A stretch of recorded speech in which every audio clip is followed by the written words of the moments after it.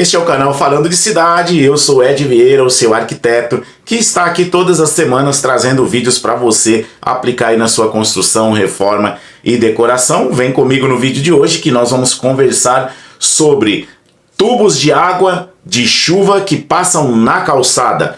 Você, como eu, já deve ter visto muitas e muitas calçadas que ao você passar por esta calçada, você encontra um tubo de PVC quebrado nesta calçada. Eu tenho um vídeo anterior a este que eu falei sobre rebaixamento de guia, que eu falei um pouco sobre como é o piso da calçada. E no vídeo de hoje eu quero falar para você que a reforma e a manutenção da calçada é de responsabilidade do proprietário do imóvel. Em 5 aspectos no vídeo de hoje eu quero falar sobre tubo de água passando na calçada, como você deve fazer esta passagem. O primeiro item eu já falei, que é a reforma e a manutenção é de responsabilidade do proprietário. O segundo são os tipos de piso. Muito cuidado com o tipo de piso a ser utilizado aí na sua calçada. Você precisa sim ter muito cuidado, porque eu vejo muitas pessoas colocando porcelanato ou piso cerâmico antiderrapante na calçada.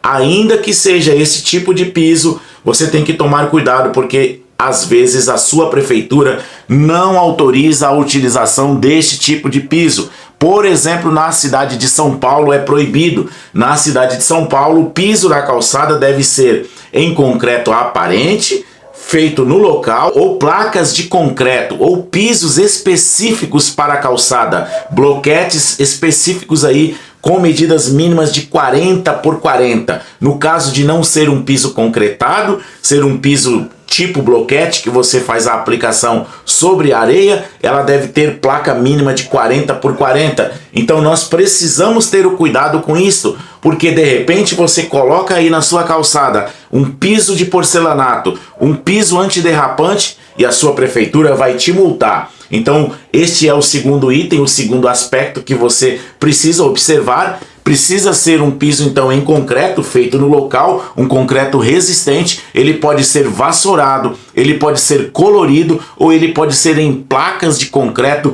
pré-moldados. A passagem de tubos para drenagem, os tubos devem passar na calçada e jogar a água na sarjeta. Muitas pessoas não sabem disso e deixam os tubos que descem do telhado, o tubo que desce da água que cai no corredor, caindo na caixa de esgoto. Não pode. A água do esgoto não pode misturar com a água da chuva. A água da chuva tem que ser jogada na sarjeta. Esta é a terceira dica que eu estou falando aqui para você. E vamos lá para a quarta dica. Quais os tubos eu devo utilizar, Ed? Olha, eu sei que é muito caro. Tem um tubo de ferro fundido, estou deixando a foto aqui para você ver. Tubo de ferro fundido para águas pluviais de 75 milímetros já é o suficiente. Por que de 75 milímetros? Porque o de 100 milímetros vai ser muito mais caro e 75 já é o suficiente. Mas Ed, não vai ser o suficiente para drenar toda a água que vem da minha casa. Você pode pôr 2 tubos, 3 tubos, 4 tubos, 5 tubos. Tem que calcular aí a vazão de água que vem da sua casa. Eu costumo deixar no mínimo 2 de 75 milímetros, já são suficientes. Ou você pode utilizar também, que é mais barato, o tubo de PVC reforçado. Geralmente tem uns mais reforçados, o tubo de PVC da linha esgoto, que é um tubo reforçado da cor ocre, né? Uma cor meio marrom. Esse tubo também ele é muito bom, porém, quando você vai passar a água de chuva em uma tubulação em um local que passa veículos, obrigatoriamente você deve utilizar o tubo de ferro fundido. Por quê? Se você não utilizar o tubo de ferro fundido, o carro vai começar a movimentar aquela placa de concreto e aquele concreto vai se romper e o tubo de PVC vai quebrar.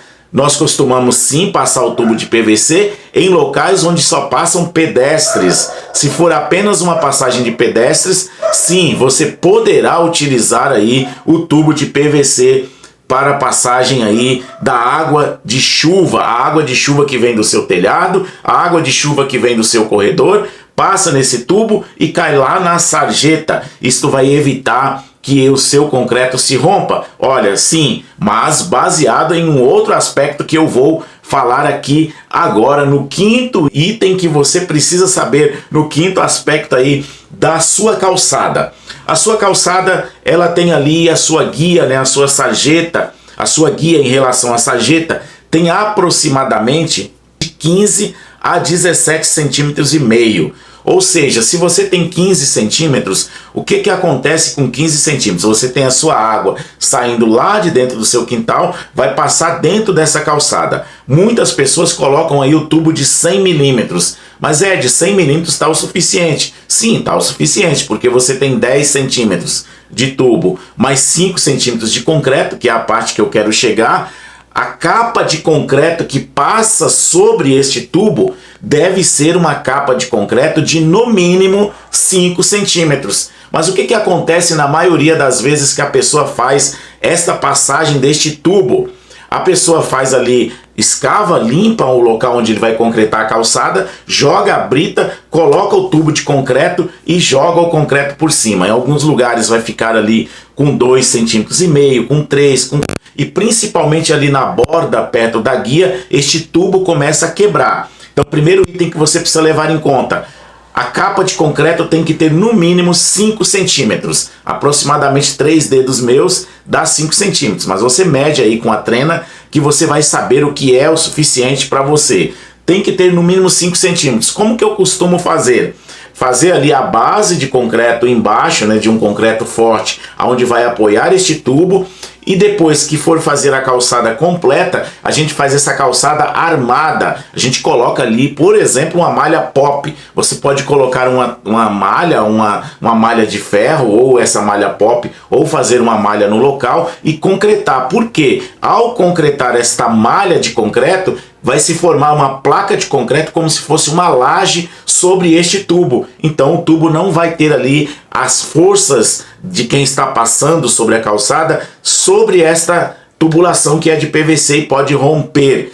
O outro aspecto que também você precisa saber é que a sua calçada precisa ter juntas. Você não pode fazer uma calçada linear completa, aí 5 metros de calçada, sem fazer juntas, que são aquelas separações, aqueles cortes que você pode fazer com a serra, uma serra de concreto mesmo, depois de concretado, ou colocar ali as juntas. Algumas pessoas colocam madeira, outras compram as juntas prontas, né, as juntas de PVC, mas você pode também fazer e depois você cortar, porque você deixando juntas aí de 1 metro por 1 metro, 1,20 m de largura, né, de espaço entre uma junta e outra, você vai permitir que estas placas de concreto se movimentem e não trinquem, porque pode acontecer desta placa de concreto trincar bem onde está passando um tubo aí de água, chuva na calçada. Você viu no que eu falei hoje. Se você quiser aí, puder gastar um pouco mais, coloque todos os tubos de ferro fundido e você não vai ter aí